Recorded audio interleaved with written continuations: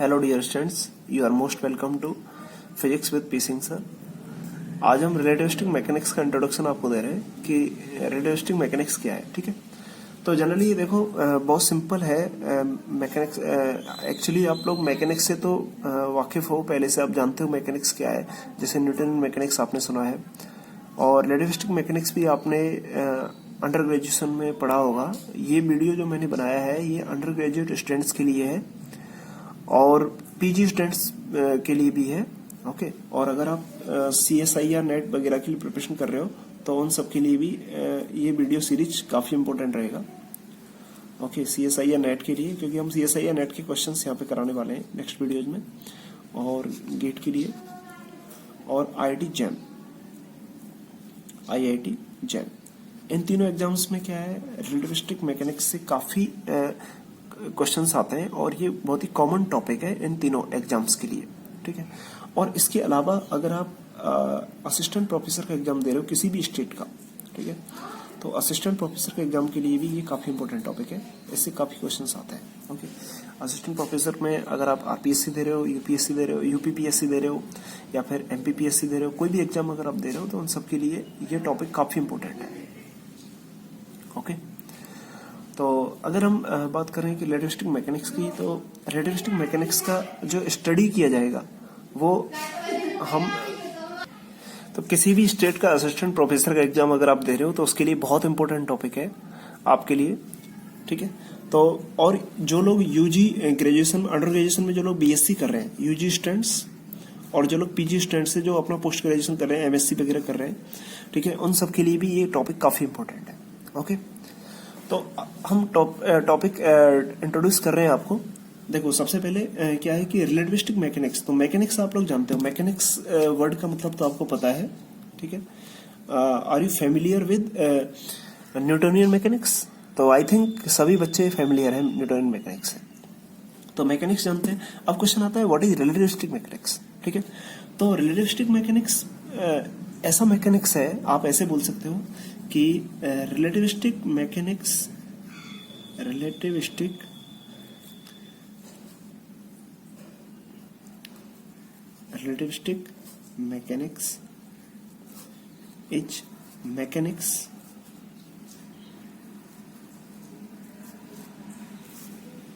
Is mechanics of at, या फिर ऐसे बोल दो आप, at high speed. Is mechanics at high speed. ये हाई स्पीड का मैकेनिक्स है। मतलब अगर ऑब्जेक्ट का स्पीड वेरी हाई है तो वहां पे आप रिलेटिविस्टिक मैकेनिक्स अप्लाई करोगे। ओके, अब हाई स्पीड से मतलब क्या है? हाई स्पीड से मतलब है कि अगर ऑब्जेक्ट का स्पीड वेलोसिटी ऑफ लाइट के कंपैरिजन में है, ठीक है, या स्पीड ऑफ लाइट के कंपैरिजन में है, तो V is order of C। अगर V is order of C है तो आप ऑर्डर ऑफ C बोल रहा हूं मैं, एग्जैक्टली इक्वल टू C नहीं बोल रहा। V is the order of C, क्योंकि एग्जैक्टली इक्वल टू C किसी ऑब्जेक्ट के लिए अभी तक प्राप्त नहीं किया गया है। ठीक है, तो किसी ऑब्जेक्ट का स्पीड अगर वेलोसिटी ऑफ C है तो आप बोल सकते हो कि वहां पे high speed, this is very high speed, तो उसके लिए रिलेटिविस्टिक मैकेनिक्स अप्लाई हो सकता है। ओके, आप जानते हो वेलोसिटी ऑफ C जो है वो 3 × 10⁸ मीटर पर सेकेंड होता है। 3 × 10⁸ मीटर पर सेकेंड, या आप बोल सकते हो इसको 3 लाख किलोमीटर पर सेकेंड। एक सेकंड में लाइट जो है, प्रकाश जो है वो 3 लाख किलोमीटर अगर एक सेकंड में डिस्टेंस कवर करता है तो उसको बोलते हैं 3 × 10⁸ मीटर पर second. This is the velocity of light या स्पीड ऑफ लाइट। तो स्पीड ऑफ लाइट आपका C के, अगर ऑब्जेक्ट का स्पीड अगर C के कंपैरिजन में है तो आप बोलोगे कि रिलेटिविस्टिक मैकेनिक्स आप यूज करोगे। ओके, अभी देखो, अगर हम बात करते हैं कि रिलेटिविस्टिक मैकेनिक्स अगर हम स्टडी कर रहे हैं तो रिलेटिविस्टिक मैकेनिक्स को हम दो स्ट्रीम में स्टडी करेंगे यहाँ पर, या इनका जो डिस्कशन किया जाएगा वो इस तरीके से करेंगे, एक काइनेमेटिक्स डिस्कशन और एक डायनेमिक्स। ठीक है, तो एक है रिलेटिविस्टिक काइनेमेटिक्स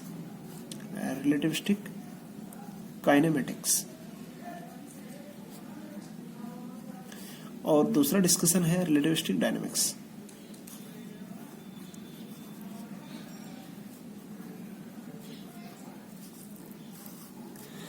रिलेटिविस्टिक, काइनेमेटिक्स और डायनेमिक्स। अब काइनेमेटिक्स में हम किससे रिलेटेड डिस्कशन करते हैं और डायनेमिक्स में हम किससे रिलेटेड डिस्कशन करते हैं, ये हमारा क्वेश्चन है। तो रिलेटिविस्टिक काइनेमेटिक्स का में जो डिस्कशन किया जाता है वो पार्टिकल की स्पीड या फिर उसके या फिर टाइम और या फिर वो कितना डिस्टेंस कवर कर रहा है, वो डिस्टेंस से रिलेटेड जो डिस्कशन किया जाता है वो आपका काइनेमेटिक्स के अंदर किया जाता है। ओके, तो स्पीड, टाइम और डिस्टेंस से रिलेटेड अगर आप कोई भी डिस्कशन कर रहे हो तो वो काइनेमेटिक्स है। और डायनेमिक्स से रिलेटेड जो डिस्कशन कर रहे हो, डायनेमिक्स में क्या है, इसमें जो डिस्कशन होगा वो आपका फोर्स से रिलेटेड डिस्कशन होगा, फोर्स या फिर मोमेंटम। अगर पार्टिकल की फोर्स और मोमेंटम से रिलेटेड डिस्कशन है तो वो आपका डायनेमिक्स में आएगा, और अगर पार्टिकल की स्पीड, टाइम या डिस्टेंस से रिलेटेड जो डिस्कशन है वो आपका रिलेटिविस्टिक काइनेमेटिक्स में आएगा। ओके, क्लियर हुआ? ओके, अभी देखो क्वेश्चन ये भी आता है कि रिलेटिविस्टिक मैकेनिक्स हम लोग पढ़ रहे हैं, ठीक है, तो ये हायर स्पीड का मैकेनिक्स है, तो क्या ये लो स्पीड पे भी अप्लाई हो सकता है? मतलब जैसे जनरल लाइफ में, तो आप जानते हो कि जनरल लाइफ में जो पार्टिकल्स का या फिर जो ऑब्जेक्ट्स का जो स्पीड है वो सी के कंपैरिजन में बहुत कम है जनरल लाइफ में अगर देखा जाए तो। In general life, in daily life, या फिर बोल सकते हो in general life, that is daily life. Okay, general life से मतलब है मेरा डेली लाइफ। तो इन डेली लाइफ ऑब्जेक्ट का जो स्पीड है, this is speed of object, clear? v क्या है यहाँ पर? Speed of object. तो ऑब्जेक्ट का जो स्पीड है वो c के कंपैरिजन में बहुत कम है, ठीक है। आप कितना लेते हो स्पीड? जैसे अगर कोई भी ऑब्जेक्ट है जो कितना जाता है, जैसे हम लोग बाइक चलाते हैं तो बाइक का स्पीड कितना होता है? 50 किलोमीटर पर आवर, ठीक है, इस तरीके से स्पीड है। या फिर आप जानते हो कि रॉकेट लॉन्चिंग वगैरह जब होता है तो वहां पर जो आपका एस्केप वेलोसिटी है, अभी तक जो मैक्सिमम ऑब्जेक्ट का जो स्पीड है वो एस्केप वेलोसिटी के इक्वल है। तो एस्केप वेलोसिटी जो है वो 11.2 किलोमीटर पर सेकंड, क्लियर? 11.2 किलोमीटर पर सेकंड जो है वो आपका एस्केप वेलोसिटी है, एस्केप वेलोसिटी। तो एस्केप वेलोसिटी हो गया, या फिर ये जनरल लाइफ में कोई भी ट्रक जा रहा है या कोई बाइक है तो बाइक का जो स्पीड है वो आप इस तरीके से लेते हो 50 किलोमीटर पर आवर। तो ये स्पीड अगर चेक करते हो तो 3 लाख किलोमीटर पर सेकंड का जो स्पीड है लाइट का, उसके कंपैरिजन में ये दोनों स्पीड जो है बहुत कम है। तो हम बोल रहे हैं डेली लाइफ का जो स्पीड है हमारा वो v very very less then c है, ठीक है। तो अब क्वेश्चन आता है क्या डेली लाइफ में रिलेटिविस्टिक मैकेनिक्स अप्लाई होता है? तो आंसर होगा यस, ठीक है। In daily life problems you can apply relativistic mechanics. Okay, तो रिलेटिविस्टिक मैकेनिक्स हाइयर स्पीड का मैकेनिक्स है, ये लोअर स्पीड पे भी अप्लाई हो सकता है और हाइयर स्पीड पे भी अप्लाई हो सकता है। लोअर स्पीड पे भी अप्लाई होगा और हाइयर स्पीड पे भी अप्लाई होगा, दोनों जगह अप्लाई हो सकता है। ओके, लेकिन अभी तक हम लोग जो मैकेनिक्स अप्लाई करते थे, जो रिलेटिविस्टिक मैकेनिक्स से पहले जो हम मैकेनिक्स अप्लाई करते थे वो थी हमारी न्यूटोनियन मैकेनिक्स। तो न्यूटोनियन मैकेनिक्स डेली लाइफ की प्रॉब्लम्स के लिए अप्लाई होता था। जैसे न्यूटोनियन मैकेनिक्स जो आपका है वो लोअर स्पीड का मैकेनिक्स है, ठीक है। तो अभी तक जो हमने पढ़ा था वो हम इससे पहले रिलेटिविस्टिक मैकेनिक्स से पहले जो लोग यूज करते थे वो न्यूटोनियन मैकेनिक्स यूज करते थे, क्योंकि ये सबसे ओल्ड मैकेनिक्स है। ओके, और सबसे जो फंडामेंटल मैकेनिक्स है वो न्यूटोनियन मैकेनिक्स है। ओके, रिलेटिविस्टिक मैकेनिक्स बाद की चीज है। तो न्यूटोनियन मैकेनिक्स जो है it is the mechanics of lower speed, it is mechanics of lower speed या मैकेनिक्स एट लो स्पीड। ये लो स्पीड का मैकेनिक्स है। लो स्पीड का मतलब आप जानते हो, लो स्पीड का मतलब हो गया कि डेली लाइफ की स्पीड, जैसे v is very very less then c। अगर c के कंपैरिजन में velocity of speed, velocity of object या स्पीड ऑफ ऑब्जेक्ट अगर c के कंपैरिजन बहुत कम है तो हम बोलेंगे वो लो स्पीड है। तो लो स्पीड का जो मैकेनिक्स है वो न्यूटोनियन मैकेनिक्स है। लेकिन रिलेटिविस्टिक मैकेनिक्स जो है वो हाई स्पीड का मैकेनिक्स है। Relativistic mechanics is high speed mechanics but it can be applied everywhere. Okay, तो हम ये बोलेंगे, हमारा जो स्टेटमेंट रहेगा कि ये जो मैकेनिक्स है relativistic mechanics, this is generalize mechanics. Okay, ये जो मैकेनिक्स है वो जनरलाइज मैकेनिक्स है। Relativistic mechanics is generalized mechanics.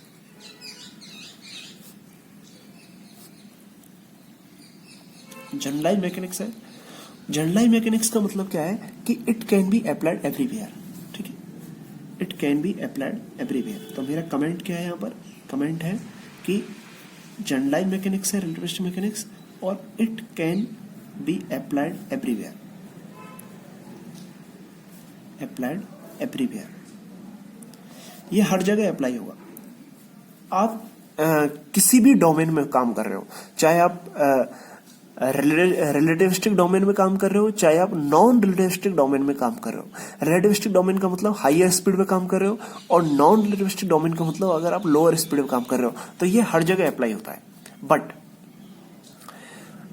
Lower speed पे अगर हम काम कर रहे हैं, तो लोअर स्पीड पे इसका जो रिजल्ट आएगा वो न्यूटोनियन मैकेनिक्स के रिजल्ट से मैच कर जाता है। ओके, तो हम क्या बोल सकते हैं कि at lower speed, at low speed, अगर हम लो स्पीड से काम कर रहे हैं या लो स्पीड डोमेन में काम कर रहे हैं, तो at low speed it's result, इसके जो रिजल्ट आते हैं, रिजल्ट्स आर सिमिलर, एकदम सिमिलर होते हैं, सिमिलर टू न्यूटोनियन मैकेनिक्स। इसके जो रिजल्ट आएंगे वो न्यूटोनियन मैकेनिक्स से मैच करते हैं, एग्जैक्टली मैच करते हैं। तो अगर आप कोई भी रिजल्ट फाइंड करते हो, अगर आप कोई भी रिजल्ट रिलेटिविस्टिक मैकेनिक्स से फाइंड करते हो, और वो रिजल्ट में अगर आप ये अप्रोक्सीमेशन लगा दोगे, v is very very less then c, अगर ये अप्रोक्सीमेशन आप अप्लाई कर देते हो, तो वो रिजल्ट आपका न्यूटोनियन मैकेनिक्स में कन्वर्ट हो जाएगा। तो इसका मतलब ये हुआ कि न्यूटोनियन रिलेटिविस्टिक मैकेनिक्स जो है वो एक जनरलाइज मैकेनिक्स है, और ये हर जगह अप्लाई हो जाएगा, और मतलब ये हाई स्पीड पे और लो स्पीड पे दोनों पे अप्लाई हो जाएगा, और इसके जो रिजल्ट है वो न्यूटोनियन मैकेनिक्स से मैच कर जाएंगे अगर आप लो स्पीड पे काम कर रहे हो। तो in low speed domain relativistic mechanics can be converted into Newtonian mechanics. तो दैट्स मीन आप क्या बोल सकते हो फाइनली कि न्यूटोनियन मैकेनिक्स जो है वो रिलेटिविस्टिक मैकेनिक्स का एक स्पेशल केस है। ओके, तो आप क्या बोल सकते हो कि Newtonian mechanics is the special case of relativistic mechanics. Newtonian mechanics is special case of, is a special case, okay, is a special case of relativistic mechanics.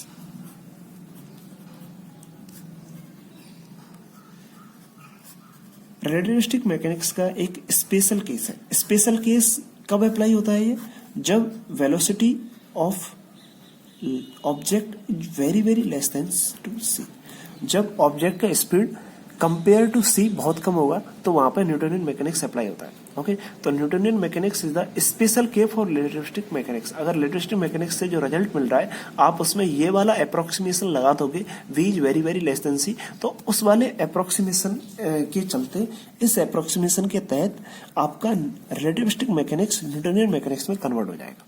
Clear हुआ? तो ये डिफरेंस है न्यूटोनियन मैकेनिक्स और relativistic mechanics में। Okay, alright.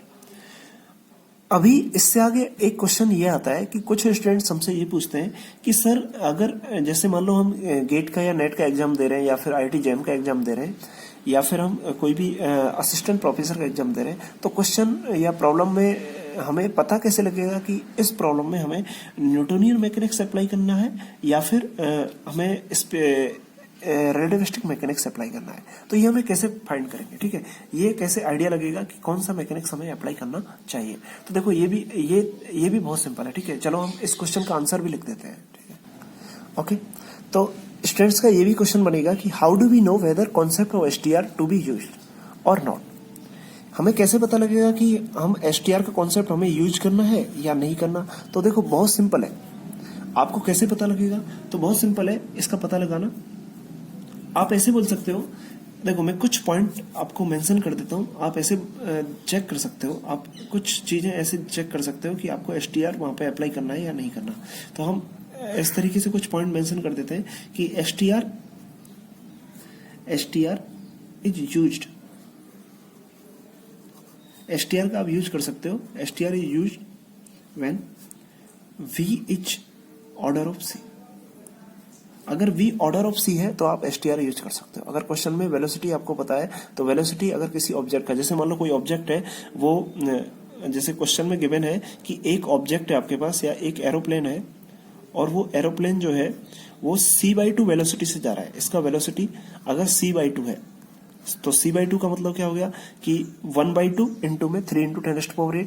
तो इसका मतलब आप क्या बोल रहे हो कि velocity of object is equal to 1/2 into 3 into 10⁸।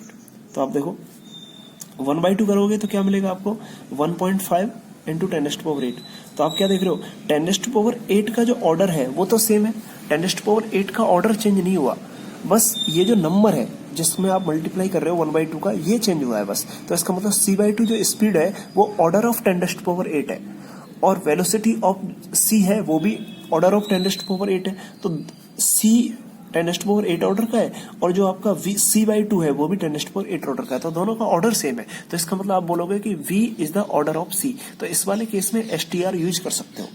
या अगर कोई ऐसे बोल देता है, मान लो हम ऑब्जेक्ट का वेलोसिटी c/3 लेते हैं तो भी आप यूज कर सकते हो क्योंकि ऑर्डर चेंज नहीं होगा।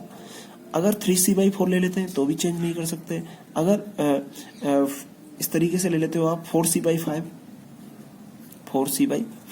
तो ये सभी जनरली क्वेश्चंस में जो वेलोसिटी ऑफ ऑब्जेक्ट मिलेगा, जो स्पेशल थ्योरी ऑफ रिलेटिविटी के क्वेश्चंस हैं तो उनमें जो क्वेश्चंस में जो वेलोसिटी मिलेगा ऑब्जेक्ट का वो इस ऑर्डर का मिलेगा आपको, c/2, c/3, 3c/4, 4c/5। तो इन सभी में आप चेक करके देखो, केवल 3 का जो फैक्टर है वो चेंज हो जाएगा।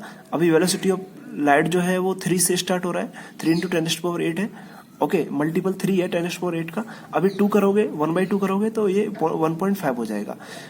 c/3 करोगे तो 1/3 करोगे तो ये 1 हो जाएगा। 3c/4 करोगे तो ये 9/4 हो जाएगा। तो बस ये है कि जो मल्टीप्लाई फैक्टर है 10⁸ में वो चेंज होता है, लेकिन 10⁸ का ऑर्डर अगर चेंज नहीं होता है तो आप कह सकते हो कि STR can be used. Okay, तो इन दिस केस STR का यूज कर सकते हो। क्लियर हो? यस। तो ये वाले केस में आप STR यूज कर सकते हो। अगर आप ऑब्जेक्ट का स्पीड अगर वेलोसिटी ऑफ लाइट के ऑर्डर का है, मतलब 10⁸ के ऑर्डर का है, अगर ऑब्जेक्ट का स्पीड 10⁸ ऑर्डर का है तो आप STR यूज कर सकते हो। क्लियर हुआ? सेकंड पॉइंट हम ये मेंशन कर देते हैं, देखो अगर मान लो जो मोमेंटम दे रखा है ऑब्जेक्ट का जो मोमेंटम है अगर वो m0c से ग्रेटर है, अगर आप किसी भी ऑब्जेक्ट का मोमेंटम चेक करो और मोमेंटम जो है वो m0c से ग्रेटर है या उसके इक्वल है, ओके, मतलब m0c के ऑर्डर का है, तो आप उस वाले केस में STR यूज कर सकते हो। और थर्ड थिंग हम इस तरीके से बोल सकते हैं कि अगर ऑब्जेक्ट का काइनेटिक एनर्जी आप चेक करते हो, काइनेटिक एनर्जी अगर क्वेश्चन में गिवन है और kinetic energy is greater than equal to m0c² है। m0c² क्या होता है? रेस्ट मास एनर्जी होता है, ठीक है। अगर रेस्ट मास एनर्जी से ज्यादा एनर्जी है ऑब्जेक्ट का तो उस वाले केस में आप स्पेशल थ्योरी ऑफ रिलेटिविटी या रिलेटिविस्टिक मैकेनिक्स का कॉन्सेप्ट लगा सकते हो। क्लियर हुआ? तो इन सभी केसेज में से आप पता लगा सकते हो कि how do we know whether concept of STR is used और नॉट। तो आपका आंसर होगा कि अगर स्पीड ऑफ लाइट के ऑर्डर का अगर ऑब्जेक्ट का वेलोसिटी है या स्पीड है तो आप पता लगा सकते हो, आप वहां पे रिलेटिविस्टिक मैकेनिक्स यूज कर सकते हो। अगर उसका मोमेंटम m0c से ग्रेटर है, m0 is the rest mass, m0 जो है वो रेस्ट मास है और c इज द वेलोसिटी, तो रेस्ट मास है ऑब्जेक्ट का, ओके, और c is the velocity of light. अगर इससे ज्यादा है अगर किसी पार्टिकल का मोमेंटम तो आप वहां पे रिलेटिविस्टिक मैकेनिक्स यूज कर सकते हो।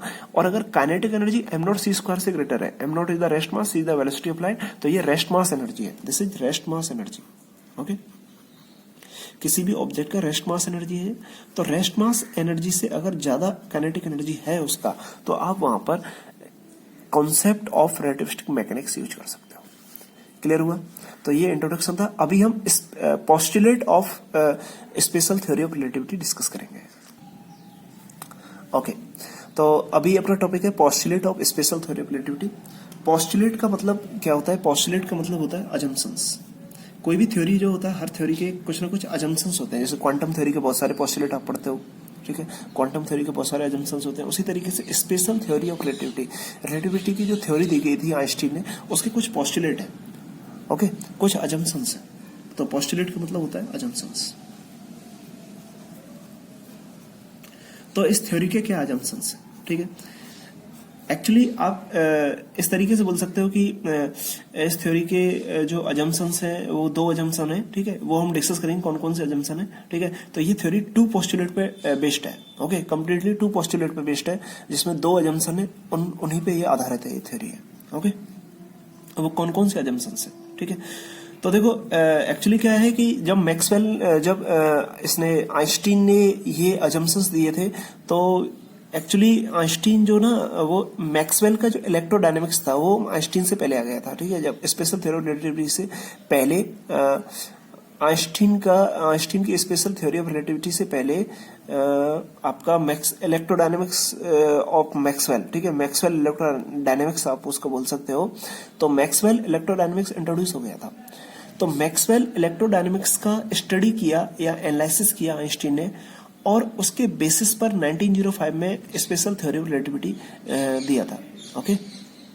और जिसके 2 अजम्पशन थे। तो आप ऐसे बोल सकते हो कि ऑन द बेसिस ऑफ, ऐसे लिख सकता हूं मैं यहाँ पर, on the basis of analysis of Maxwell electrodynamics,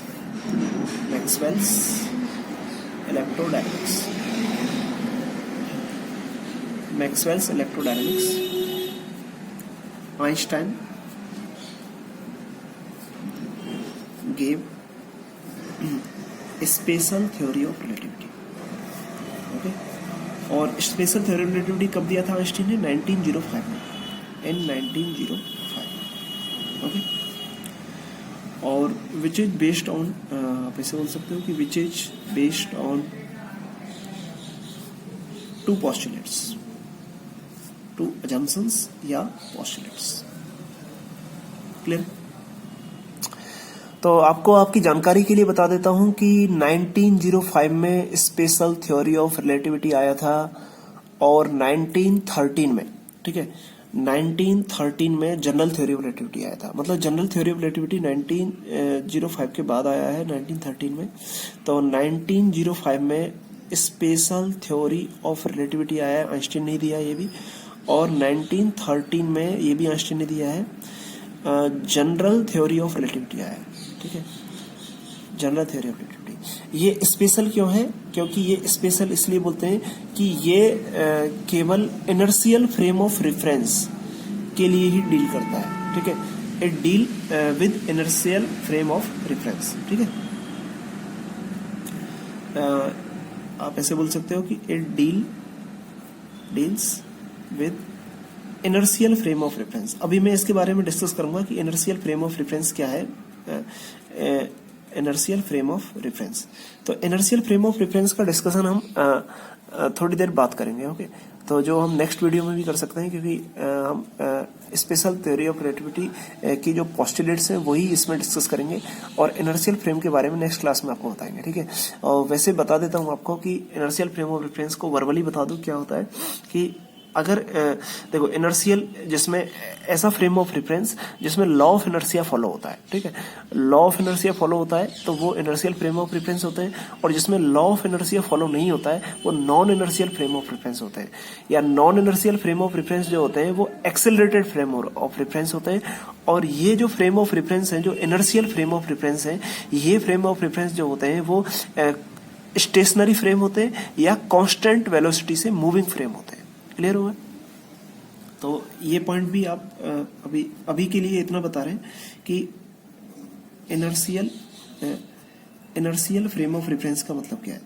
inertial frame of reference, frame of reference तो आप जानते हो ना, हिंदी वाले तो ऐसे समझ सकते हो कि फ्रेम ऑफ रेफरेंस का मतलब होता है निर्देश तंत्र, कोऑर्डिनेट सिस्टम, ठीक है, ओके।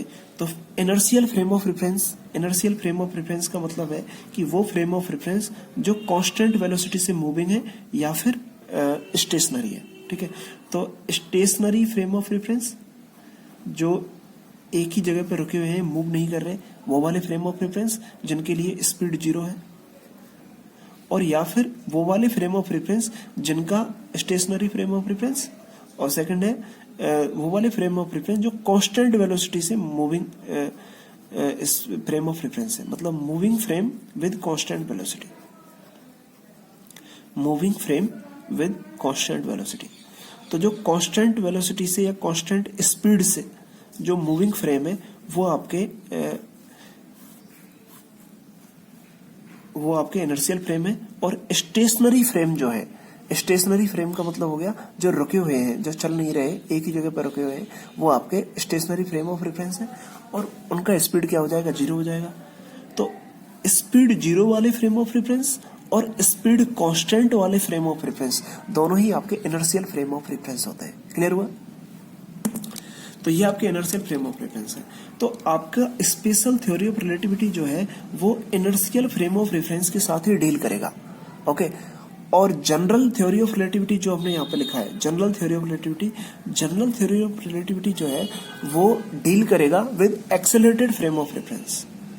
ये डील करता है with accelerated frame of reference, accelerated frame of reference. तो एक्सेलरेटेड फ्रेम ऑफ रेफरेंस के साथ general theory of relativity deal करेगा, और स्टेशनरी फ्रेम ऑफ रेफरेंस के साथ या फिर इनर्शियल फ्रेम ऑफ रेफरेंस के साथ या फिर moving frame with constant velocity वाले जो फ्रेम है उनके साथ जो डील करेगा वो आपका special theory of relativity deal करता है। ओके। तो स्पेशल थ्योरी ऑफ रिलेटिविटी में अगर हम स्टडी करते हैं तो वहां पर जितने भी फ्रेम ऑफ रेफरेंस होते हैं वो सबके सब इनर्शियल होते हैं। ये बात आप क्लियर रखना। ओके। तो ये मैंने आपको जानकारी के लिए बता दिया कि 1905 में स्पेशल थ्योरी ऑफ रिलेटिविटी आई थी और 1913 में इसके बाद में जनरल थ्योरी ऑफ रिलेटिविटी आई थी। हम इसके बारे में, जनरल थ्योरी ऑफ रिलेटिविटी के बारे में ज्यादा डिस्कशन नहीं कर रहे, हमारा काम अभी स्पेशल थ्योरी ऑफ रिलेटिविटी पढ़ना है। Okay okay. तो अभी हम बात करते हैं पोस्टुलेट्स, जो अजम्पशन है स्पेशल थ्योरी ऑफ रिलेटिविटी के, वो अजम्पशंस क्या है। ठीक है, ये केवल एक जानकारी के लिए आपको बताया है